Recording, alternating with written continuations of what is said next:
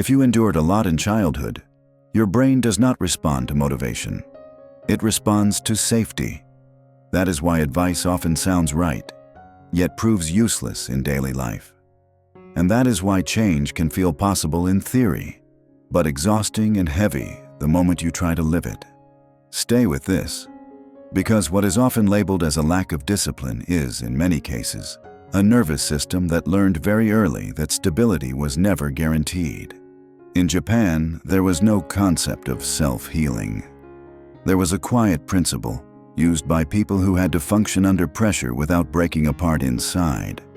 It looks simple, but it reaches something most self-improvement never touches: the way your brain decides whether you are safe. And to understand why, we need to look at one ordinary person. Chapter 1. When strength becomes a survival mode. Her name is Aiko. She is 38. From the outside, her life looks stable. She works, she is punctual, she takes responsibility.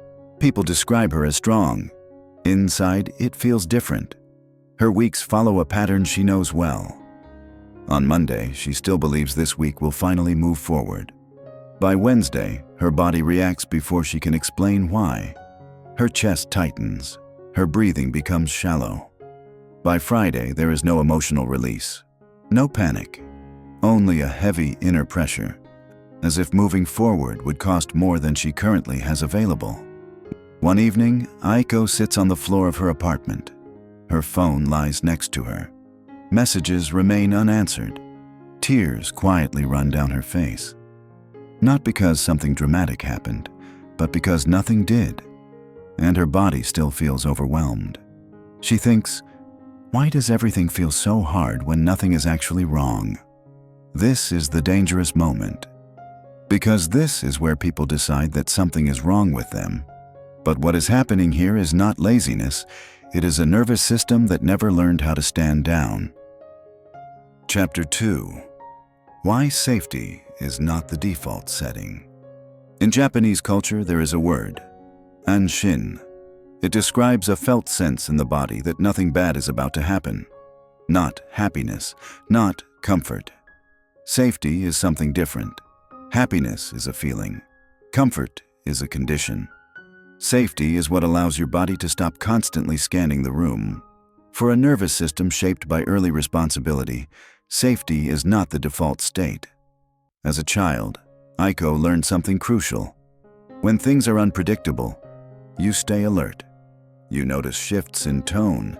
You sense moods early. You prepare yourself before something goes wrong. That vigilance helped her back then, but the body does not forget. It stores these experiences at a cellular level, and some people carry this stored information throughout their entire lives. Even now, when life is objectively calm, Aiko's nervous system remains slightly activated. Change does not feel exciting. It feels unfamiliar, and unfamiliar to the nervous system means unsafe. So when change appears, the brain does not ask, "Is this good for me?" It asks, "Can I predict what happens next?" Chapter 3. The Real Enemy. Aiko's plan is simple, and yet, as soon as the day begins, questions appear. Should I do more today? Should I do less? Should I wait until I feel better? This is not resistance. It is a nervous system trying to reduce uncertainty. Every choice opens a new unknown. That is why the next principle matters. Remove the variable. Because choice itself is the real enemy here. Not perfection, not effort. The constant decision-making. Aiko changes only one thing. She fixes a starting point. The same time, the same place, the same first step. One fixed constant removes 3 uncertainties at once. When do I start? Where do I start? What do I start with? That is the system. Not doing more, but deciding less. Discipline does not fail because people are weak. It fails because the brain becomes overwhelmed by too many open doors. Chapter 4. The one thing that matters more than freedom. For someone who grew up in chaos, structure often feels wrong. Chaos was familiar, emotional, loud, unpredictable.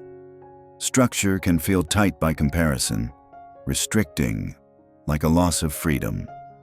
Many people feel resistance towards schedules, routines, and clear structure, not because they do not need structure, but because it feels unfamiliar. Chaos was home for a long time. It offered a false sense of safety, like a mirage. It felt free because nothing was fixed. But in reality, it was a prison without support. Because without a frame, the body does not know where to begin. Overwhelm rises. Emotions escalate. Until doing anything at all becomes impossible. This is where the system begins. Aiko's new structure does not feel good at first. It does not create joy, but it creates relief, like a handrail on a staircase. Not exciting, but supportive. Over time, her body learns, I am being held. And only then does real freedom emerge. Chapter 5. When Uncertainty Returns. One day, Aiko misses her routine, not because she quit, but because life intervened. Her body reacts immediately. A quiet unease appears, a feeling of being slightly unanchored. Not, I ruined everything, but I don't quite know where I stand. This is the moment when most people stop, but the system was built for this. It does not demand perfection, it demands return, not tomorrow, not someday. Back to the first step. The brain does not learn through streaks, it learns through repetition. I return, again and again. That is how safety is built. Chapter 6. Why calm can feel wrong. Many people who endured a lot in childhood feel uneasy when life becomes quiet. Calm feels empty because their nervous system learned early on that silence once meant waiting for something to happen. In unpredictable environments, stillness was not peace. It was anticipation. That is why anything unfamiliar is read as potential danger, not because of fear, but because of experience.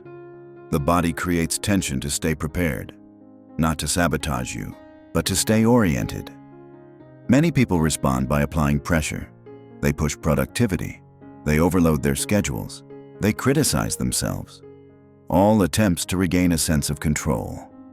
But pressure only increases alertness. It does not create safety. Chapter 7. The shift you were never taught.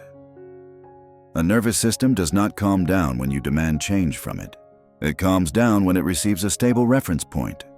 Something boring, something repeatable, something predictable. Aiko sets small safety anchors. If she is exhausted, she does the smallest possible version. If everything feels chaotic, she starts at the same time anyway. If she drifts away, she returns to the very first step, like teaching a child. Simple, consistent, patient.